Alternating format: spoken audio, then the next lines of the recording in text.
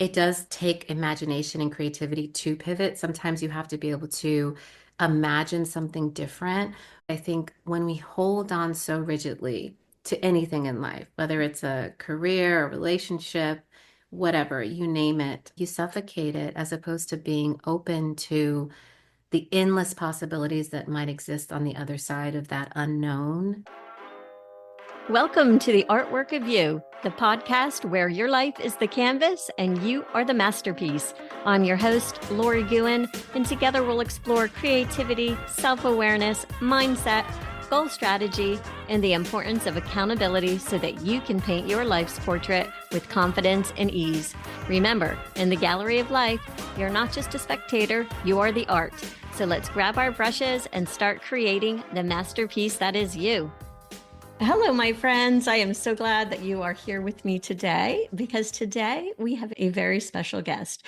We have Shani Pride, and Shani is a writer, a director, an actor, a speaker, and a creative consultant with over 20 years of experience in the entertainment industry. She's worked with major studios like CBS, HBO, Showtime, and Warner Brothers. She's starred on hit TV shows such as CSI Miami, Weeds, American Horror Story, and starred in award-winning independent films. Shani is a visionary storyteller dedicated to shaping narratives that challenge, inspire, and transform.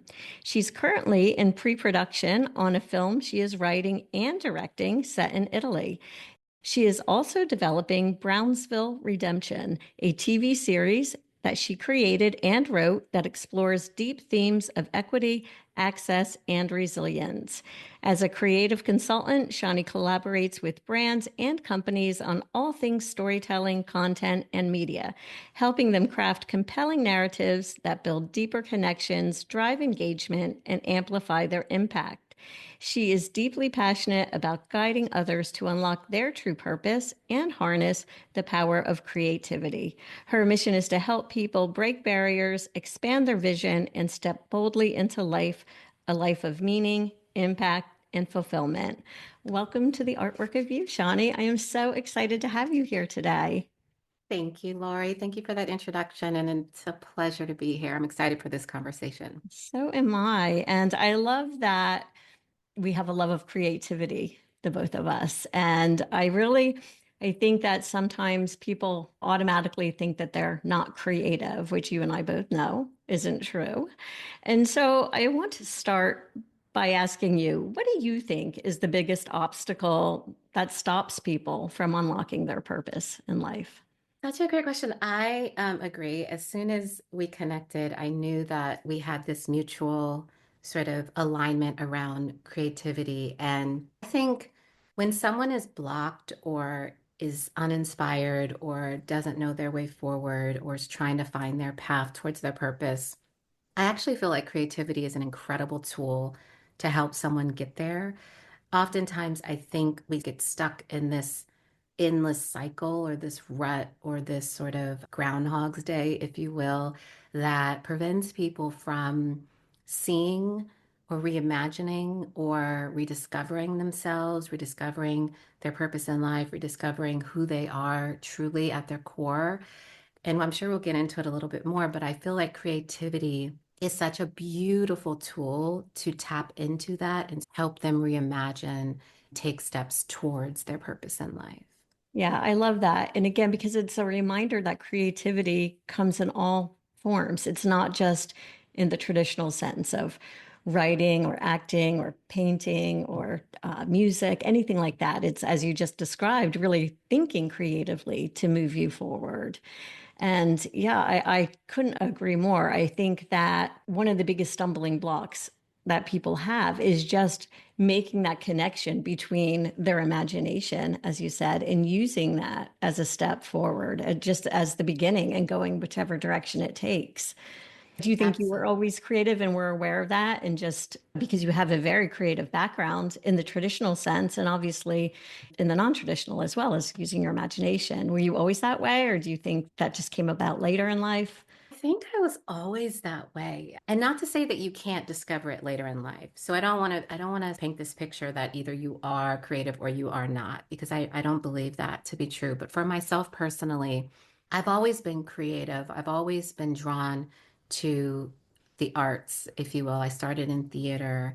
And for me, the theater was a place where there were endless possibilities. I remember being on stage for the first time. I had no lines. I was in this play, Guys and Dolls, and I was on stage the whole time in the wings. So I was able to really experience what the audience was taking away from this weird perspective of being in the play, but really not being in the play. And it was really life changing because I was moved by this notion that creativity or the act of creativity is really powerful. And I was able to observe the audience and see how they were swayed to laughter or to sadness or to provoking thought. And that's when I realized, and I was pretty young then, I was about 14 years old. That's when I realized how powerful creativity is. And it stuck with me from that moment moving forward. And now, as an artist and as a creative being, I am extremely passionate about using creativity to affect change. So I feel like it goes both ways. You can affect change in others, or you can affect change within your own life, and or both, really. Yeah, because what is that they say? When you yourself change, the world around you changes, right? Just naturally. So Exactly. whether it's intentional or not, as long as you're changing yourself, everything else seems to transform as well. So tell me a little bit more Yes. about you starting out in the theater. So did you have aspirations to be an actress? And was it school theater that you first got involved with? Yes, it is. I didn't really quite know I wanted to be an actress until I did that play. It's so funny. So I was at an ordinary high school in California, and then once I did that play, I realized that I wanted to go to a high school for the arts. So I actually applied on my own without telling my parents. A really good friend of mine, her sister was going to the Los Angeles County High School for the Arts, which is a very prestigious art high school, and just went. I don't even know how. I don't even know if there was like internet back then. Like I'm aging myself, but I figured out how to apply. And then I just went to my mom and said, Mom, I want to go to this school. I want to transfer schools, and this is what we need to do. And I already set up an interview, and you need to help me get a monologue book from Samuel French Bookstore on Sunset Boulevard in LA. And I just knew then and there that I was going to be an artist. And it started with acting. I was very serious about learning the skill, and I started as a thespian, as I mentioned. So started in theater, and then that expanded to film and television, which has now expanded to writing and directing film and television. But all of it is connected to this initial desire to be a creative, to be an artist, and really fell in love with the art of acting, writing, directing, etc. And so to apply to that school, did you said a monologue book? So is that how the application process went? You had to do an audition basically to get in? You had to audition, yes. Oh, wow. And it's very hard to get in, but there's something so beautiful about being naive and just being inspired to move forward in life. So I learned this monologue and I went to the audition, and thankfully it was for me to get in. It was a very powerful program. We split our days between academic in the first half of the day and then purely creative disciplines in the second half of the day. My focus was acting, but there were visual artists and dancers and musicians and singers at this school. So I was just immersed in creativity from a very young age, which I'm so grateful for that experience. I went on to UCLA Theater School, and it's interesting, like when I was applying for colleges, and I applied for USC and UCLA, and when I was in my interview process, they all said, like, people who come from your high school oftentimes are a little discouraged because you come in leaps and bounds ahead of most traditional high schools that people come from. And it's true, like, even my college experience didn't compare to that high school experience that I had. So it was a complete blessing. That's amazing. And what also really jumps out to me is not just you being a creative being, but courageous to take that on, first of all, to apply, set that all up without your parents' guidance, and just to audition like that with really not really much experience, just your waiting in the wings on the stage or observing from the wings, as you said. That really takes a lot of courage. And so I think that's awesome that then it did work out in your favor. And I'm sure that just really built the foundation of, as you said, being immersed in creativity. So that builds your creativity. Taking a courageous and bold step like that and having it work out just builds that confidence. Would you say? Yeah. Absolutely, Lori. I could not agree more. It did. It set the stage for me being willing to take risks in life and understanding that, yes, sometimes they may not work out, but sometimes they may, and you won't know unless you try. Absolutely. So that was, I think, the foundation for many risks that I've taken in life, particularly around my creative endeavors. But you're right. It was a confidence booster, I think, at such a young age, and really a testament to if you really are passionate about something and you really want to pursue something, take that leap of faith, jump, the safety net will appear, even if you can't see it right away. And it does allow you to challenge yourself moving forward and be open to taking chances where maybe you're afraid that you might fail, but you still do it anyway. I could not agree more. Now you're doing writing and directing. Are you still acting as well? I now only really want to act in the things that I'm creating myself because I'm very particular about what I want to like as an actor solely. You're at the mercy of projects that come your way. But now that I've stepped into the role of creating projects from the onset, those are projects that I think I would be open to acting in because they're so meaningful, they're so impact driven, they're provocative and dynamic and interesting, and the roles are extremely layered. And so took a pause from acting to focus on the writing and directing because I'm such an artist. If I'm going to do something, I really want to pour myself into it completely. Hmm. And so I really focused on the craft of writing first and foremost, and then the craft of directing. And now that I feel confident in those roles, I'm reintroducing acting back into the mix. What was the catalyst to move you into wanting to start writing? I know that you said when we spoke briefly before that you just got the, I guess you could say the bug or the urge, or that you always like to write, but to really take it to that next level, which again takes courage and creativity to jump from acting to writing and also be successful. It's so true. It's so funny because it goes back to your initial point about auditioning. Writing was the exact same thing. And it's funny because I have friends who are professional writers. Like they write for huge shows, very successful shows, huge films. And one in particular who I'm thinking of kept telling me, "You are a writer, you are a writer." And I kept denying it. Like, I'm not a writer, you're a writer, I'm an actor. And so when COVID hit, so two things happened. I would have this recurring dream over and over again of this opening scene for years. And I wasn't 100% sure what this was or why this was, but I just kept having this dream. It's funny, this scene is actually in my television series that I created as the opening scene. Ah, I love So that. for years I had this dream. And then when COVID hit and everything stopped, production stopped, all things stopped, the world stopped. I just said to myself, you know what? I'm going to write this opening scene and see what comes of it. And I didn't tell anyone I was doing it. I just, to your point, took the leap and decided I'm going to try it. Maybe I will fail miserably. Maybe I'll hate it. Maybe I'll love it. I don't know, but I'm going to try it. And so I started writing and I just fell in love with the process of writing. And I realized that as an actress who has read so many scripts, I've read scripts that went on to win Academy Awards, and I've read horrible scripts. I've read plays, I've read television, I've read film, every type of script you can imagine. And so I was absorbing all of that knowledge about what makes a great script, about character development, about story arcs, about beginning, middle, and end, about act structure breaks, and all these things that I didn't technically know.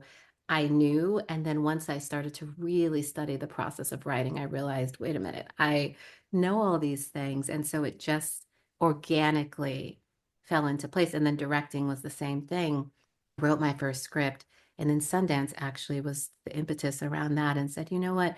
You write in such a visually creative way. Like you can see the landscape of your story so clearly in your stage directions, etc. You should be a director. And I was like, I'm not a director. And it's like the same thing all over again. No, I'm not a director. And so I was like, okay, I'll try it. I'll direct something and then I'll see if I like it. And then I fell in love with it. And again, as an actor, I've worked with so many directors, good directors and bad directors. And I knew what it took to be a great director because of the great directors that I've worked with in the past. And I knew how to work with actors because I am an actor. And so I just organically took on that role as well. What was the first script that you wrote that became something? Can you share that? Is that a TV show? Was that a Well, film? this Was is that a Yes, it's a TV show that I'm actually currently about to move forward with in terms of moving to production companies, etc. So all of the projects that I'm working on as a writer director are in this sort of first I was developing them, writing them, and now they're about to enter into the world. The television series is Brownsville Redemption. I also wrote a film called With Love Me, and I'm currently writing another film that is untitled at the moment that will also move forward with as a feature film. nice? And as far as the television show that you're working on, can you tell us a little bit more about that and how that all came to be? I know you said it started with the opening scene of the dream, the recurrent dream. Did it just flow from there? How does that whole process work creatively for you? Yeah, it's funny because it originally started as a film. I wrote it as a film. And then I started getting all this feedback from people who I really respect, producers, etc., that kept saying that so much story for an hour and a half format. It should be a television series. And I was so resistant to the idea of turning it into a television series for whatever reason. I just wanted to write and direct it as a film. That's what the initial impetus was. And so once I surrendered and said, okay, let me look at this as a television series and went down that path, it beautifully flourished and completely opened up, and it is so much story to tell. And it's almost like I was doing it such a disservice to try to squeeze it into the confines of the time restraint of a film. And so this has been like a years long process, starting as a film, adapting it into a television series, and now having it move forward as a pilot initially, the script, and then I crafted the whole journey of the series. So I already have sort of a season one and season two Bible that explains the story from start to finish in those first two seasons.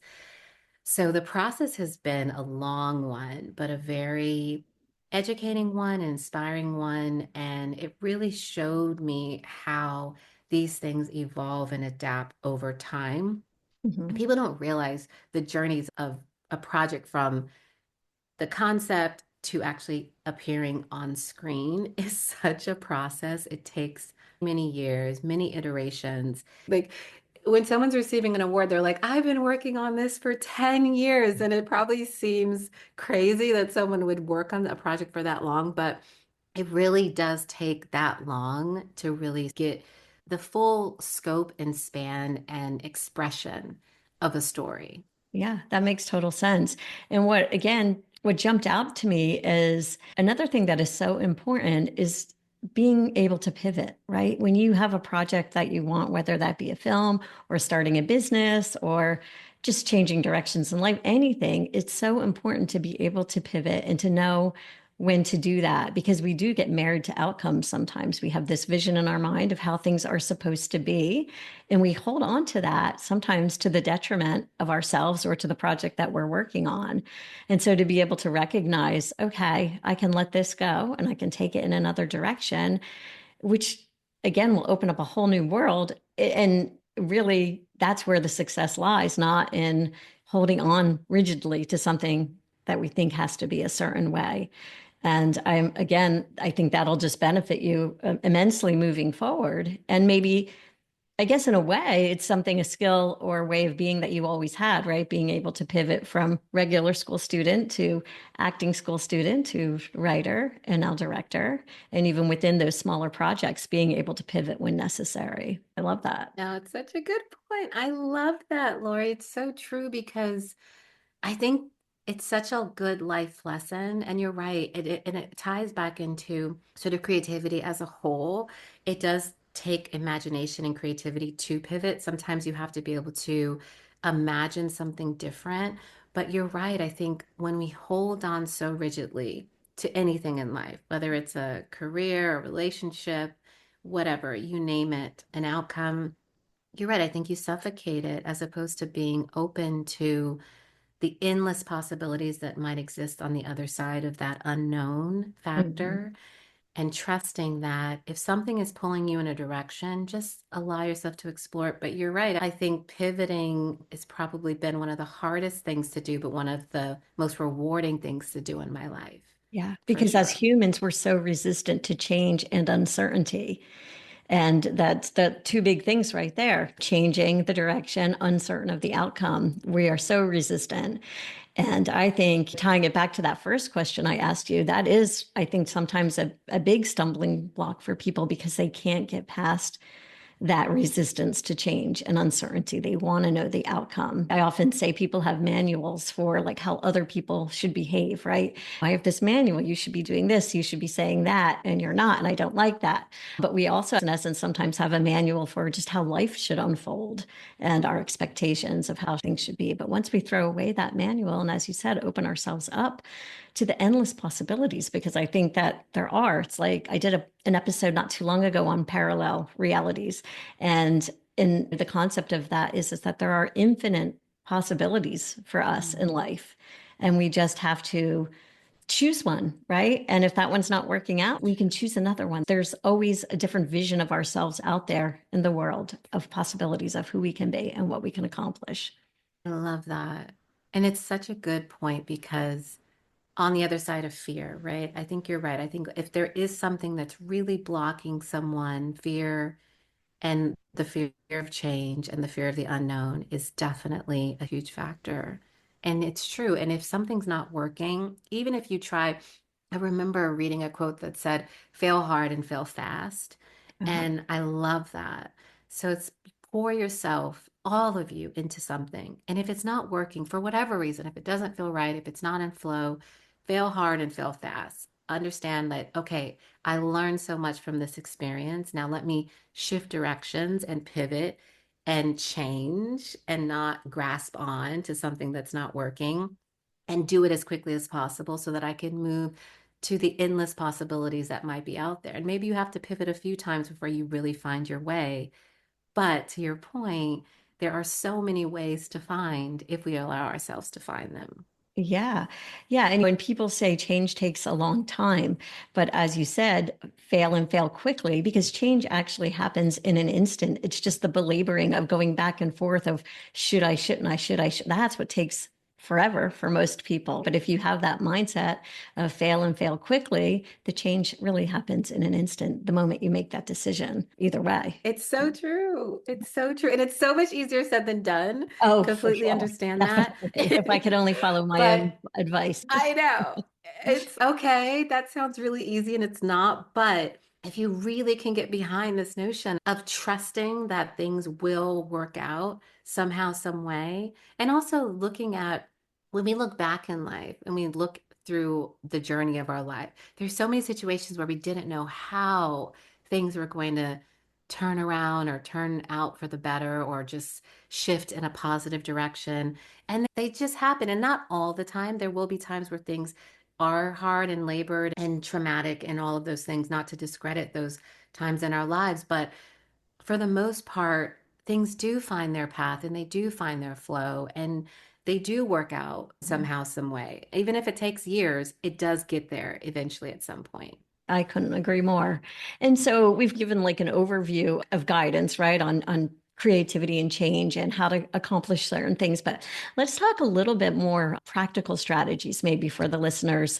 So, for anybody out there who's listening that maybe does have the acting bug, whether they're somebody young or somebody who's later in life and wanting to transition, maybe they've always wanted to get into acting, or maybe somebody has the writing bug and they want to write a film, write a novel, write a TV show. Are there any practical strategies or tips that you can give them as to how to get started and how to move forward once you have gotten started? Because I know it's a very competitive world out there. Yes, this is such a great question. And first and foremost, I would say you need to be patient because it's a process. Like anything that we value in life, it doesn't happen overnight. And if you go in expecting quick results, you will get discouraged and give up.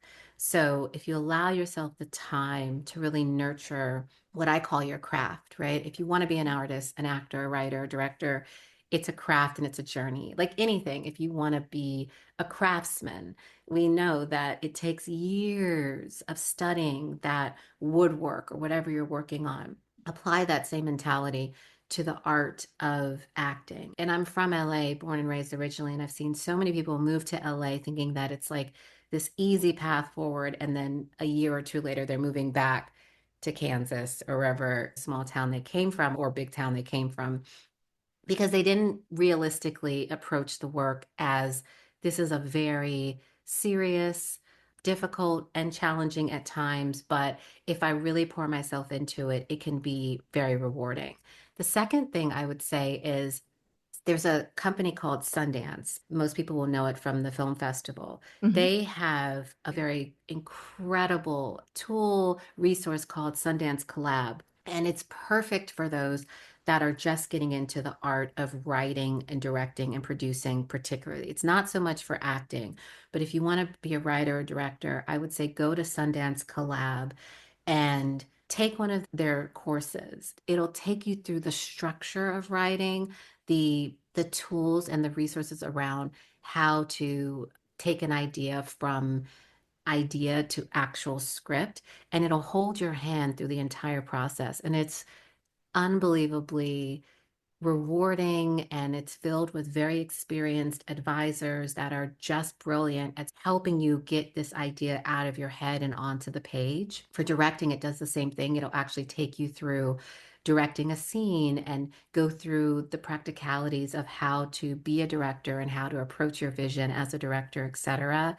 So the first thing is definitely give yourself the time and space to really nurture this. And the second is educate yourself, jump into classes, read books, watch documentaries on the process, listen to podcasts, like just fill yourself with as much knowledge as possible to really study it and treat it like a craft that you want to learn and grow at and develop over the years. And then you'll find yourself with a script or something that you shot, and you'll go along the journey organically, which I think is the best way to move forward.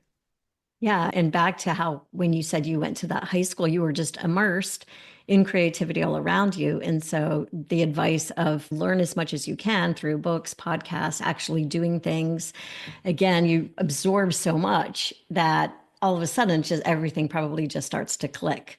But it is a process, right? Just like you go to college to learn something, it's a 4-year process. You have to treat it like that. There's really no, I guess there are some one hit wonders, but generally, even as an artist myself, and I've been selling my work for 6 years now, but I'm still learning and trying new techniques and immersing myself in the craft itself. It's not like I learned to paint 6 years ago and I'm still painting the same thing 6 years later and expecting my business to grow. You have to constantly challenge and engage because it's a craft that you're developing, as you said. It's not a hobby Yeah, and it's a process. and a process. Exactly. Yes. And to your point, I think just do. It's so funny. A lot of people say they want to be a writer, but they don't actually write. And writing is free. And I love this notion of even painting. If you want to be a painter, you should paint. Or if you want to be a dancer, you should dance. And so Right. just diving in, and yes, you're going to learn and it's going to feel awkward in the beginning and you may not have it down packed initially out the gate, but with time and with practice you will develop skills and learn from your mistakes and learn from feedback. And not only do you need to write, but you also need to send it to people so they can actually read your writing so you can Yes. get feedback. And same with the painter, like you have to put it out there at some point in the world to get that feedback from the world. And then that'll help you develop your ideas further and try different techniques and et cetera, et cetera. But Yeah. Yeah. And that goes do. back to courage and vulnerability. You have to be, if you want to do something like that in the world, you have to just embrace what it takes, the vulnerability and being courageous, just even incrementally, if you want to move forward. Otherwise, what good is it to have your writing tucked in a drawer somewhere for nobody to appreciate? That's not the point. Do you have a Yes, writing it's so practice, like true. a journaling practice that you do daily or anything? I love the idea of journaling, and it's so funny when I talk about creativity in general, I always say you don't have to be a creative to be creative. And journaling, I think, is such a great entry point to tapping into one's creativity. I'm currently working on three writing projects simultaneously, so I'm not journaling necessarily, but I'm very regimented around scheduling my writing time. So I have to really carve out time for me to sit down and intentionally focus on the writing with everything else that's happening in the world and in my world in particular. So there's two different kinds of writers. There's the writers that write every day, and then there's the writers that write in waves. I write in waves. So I don't write every single day, but I think about my writing every day and I'll dream about it, I'll contemplate it, I'll be inspired, I'll take notes when something comes, like a scene might just randomly come to me, and I'll write all of that down. And then I'll take all of that inspiration when I feel like the urge and feel the flow. And then I'll sit down and write nonstop. It'll just pour out of me. And then I have to step away from it again and Mhm. do that process all over again.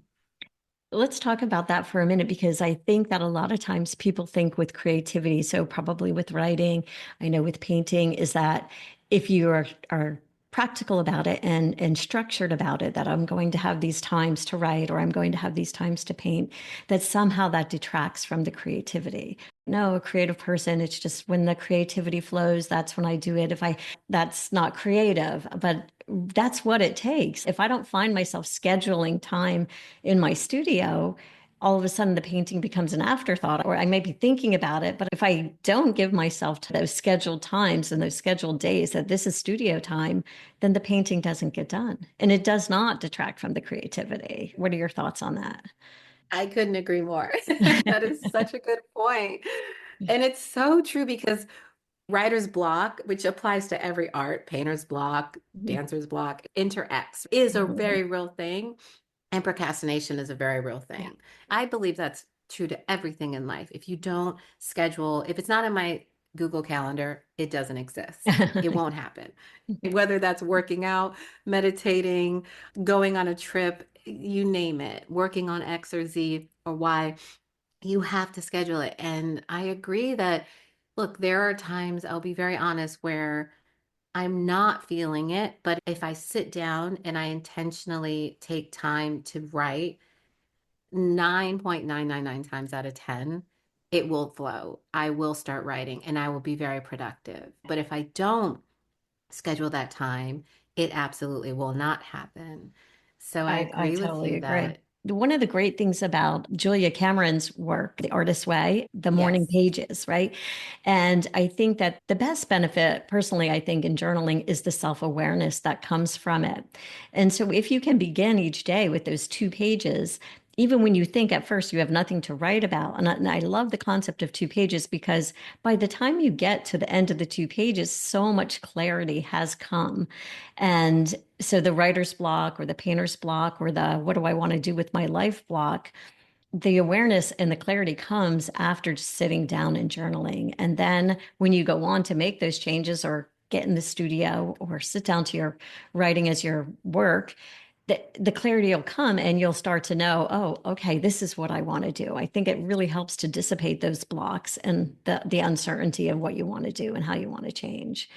And so I'm a big proponent of journaling. Do I do it every day? No, I should probably, but I know that when I do, and especially when I take it out to the 2 pages, just such awareness comes and just It's so valuable. And when I work with clients, that's one of the first things that we start with is a journaling practice every morning. And whether they want to continue that down the road is up to them. But I think in the beginning stages, as they're trying to figure out which direction they want to go, it's just so helpful. Along with the gratitude practice, I attend things every day to write down what you're grateful for, even if they're the same thing, 10 things every day initially, and then get to the point of why you're grateful for them. I think it's just so good for creativity. I love that. And I agree. And I love The Artist Way, by the way. I think that's such an incredible book for everyone to go through that Yes. process. I think it's what, 16 weeks or something like that. But it's true. I think journaling is such a beautiful entry point to tap into your creativity, to also transform your life,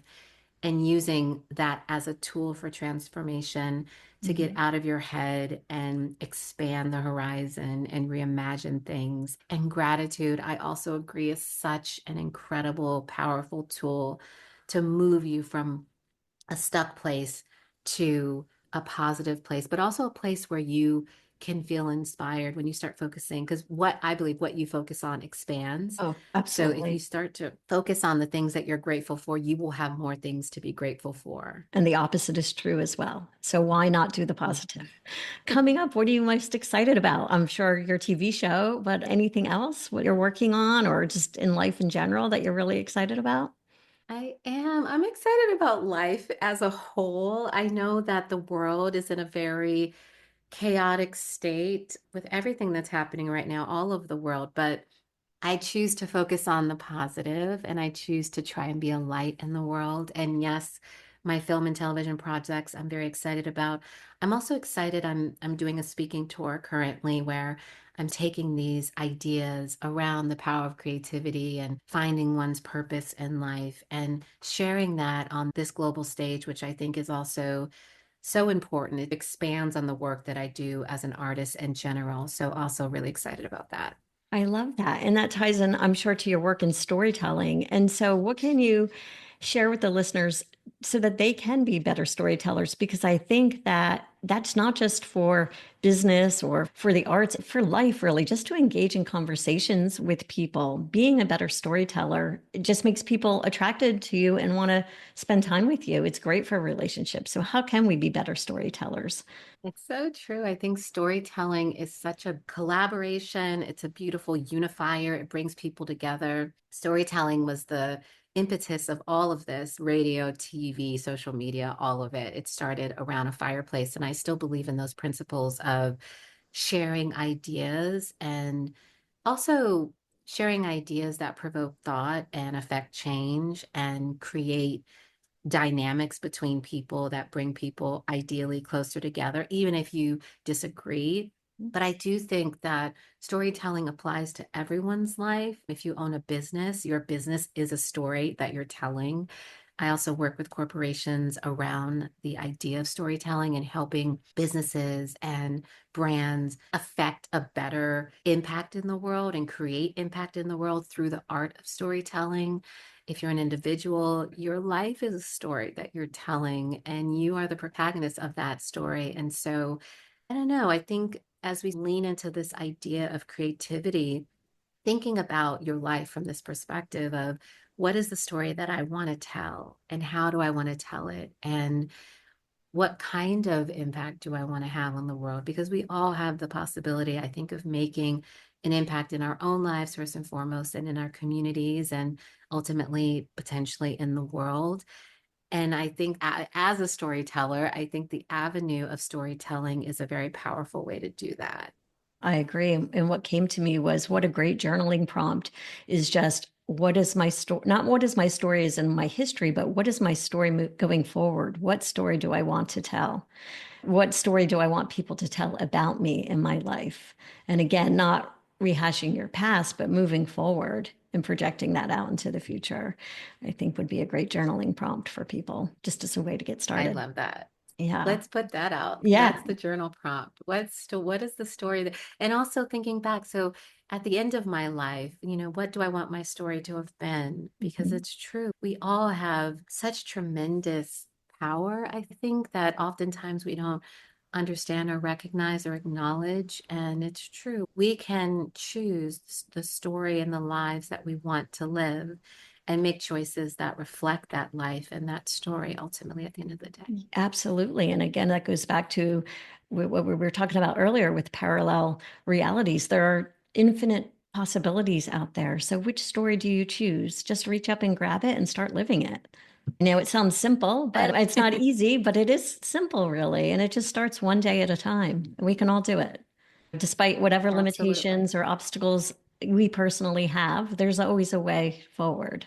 Always the way forward. And there will Always. always be obstacles, but to your point, one day, one step, one moment at a time, and we Yeah. will find ourselves there. Absolutely. I truly I appreciate agree. you being here, and we'll put everything in the show notes. But just for now, can you share where people can find you on social, website, if they'd like to learn more about Yeah. you, your films, everything? Tell us all the things. I love community. So find me on Instagram, Shani_Pride, and I'm on TikTok, I'm on LinkedIn as well. I have a website, shanipride.com, but definitely find me on social so we could go on this journey together because I do feel like it takes a village and we're building this incredible community. And if any of this resonated with you, there's lots more where it came from in my sort of community building social activity. So find me Right. there. Awesome. Thank you. Again, I am so grateful, and I don't think this will be our last conversation. So thanks again for being Definitely here. not. Thank you, Lori. That's a wrap for today, my friends. Thank you for sharing your time with me. And remember to show up in your life like the masterpiece you are, because you are the artwork. Please subscribe and leave a 5-star review. Have a fabulous day.